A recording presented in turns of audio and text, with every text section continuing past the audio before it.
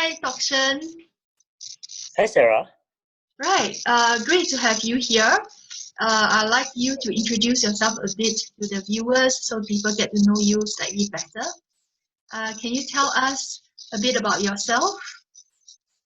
All right. Thank you, Sarah, for having me. I'm really happy to be here. So a little bit about myself.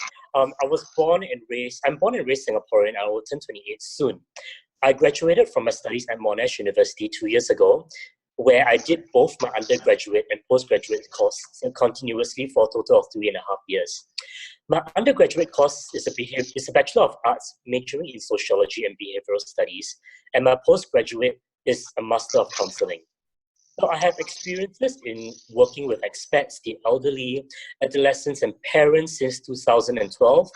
Back then, I was still serving the army in Singapore, and I was volunteering as an alternative therapist for about 2 years before heading for my studies abroad.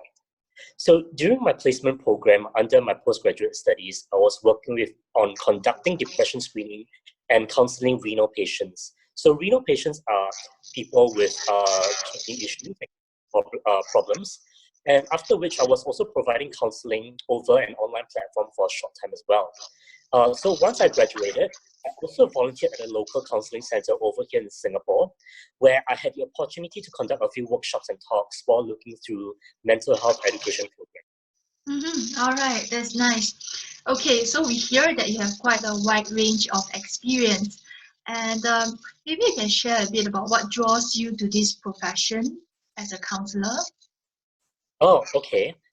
So as I was growing up, I have observed that people around me are having troubles with going on about their lives. So in a fast-paced and conservative society like Singapore, everyone is plagued with suppression, stress, and discomfort. So personally, I was also abused as a child, and I felt hopeless with no one having empathy or compassion around me. Nobody was there to listen to me as well.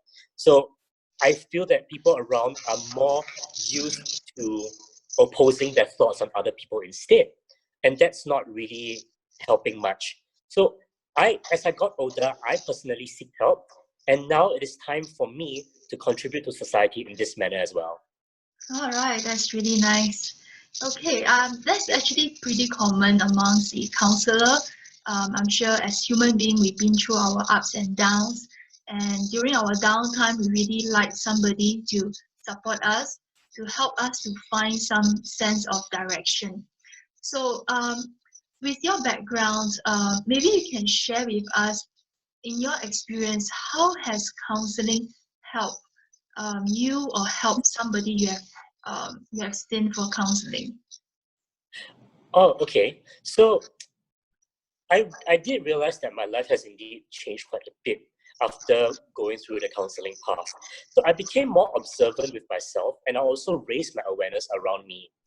I tend to check on my behavior and thoughts more and learn to respond rather than react a little bit more.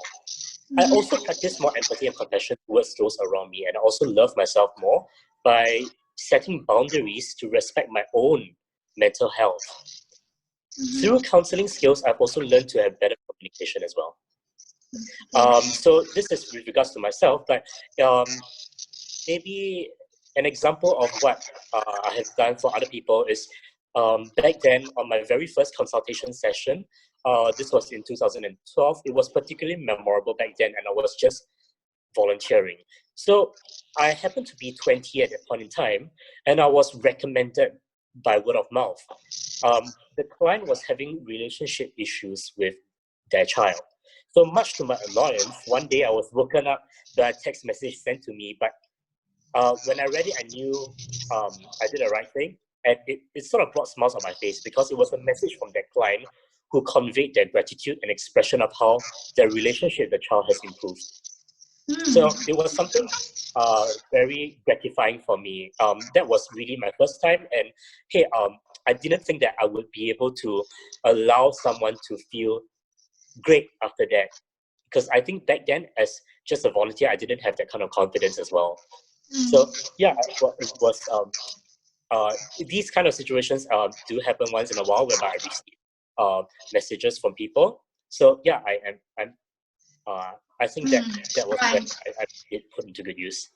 Great, that's awesome. So for somebody who is going to see you for the first time, what do you think that person can expect in a session?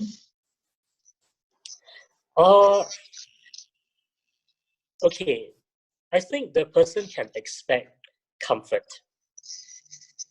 So when people come and see me, it's really important for them to know that my ears and my heart are there for them, and they are rest assured that their life experiences are beautiful in their own ways and appreciate the stories that they have to tell.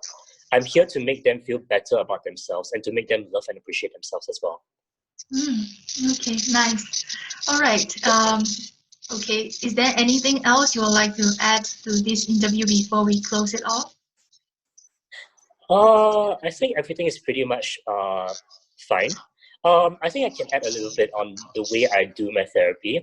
So I'm more of a client-centered therapist. I do a little bit of CBT, cognitive behavior therapy, and I do practice a little bit of mindfulness with clients as well, and also hypnotherapy. Yeah. Okay. All right. All the best. Thanks for the All interview. right. Okay. Thank you, Sarah. Yeah, thanks. Bye-bye.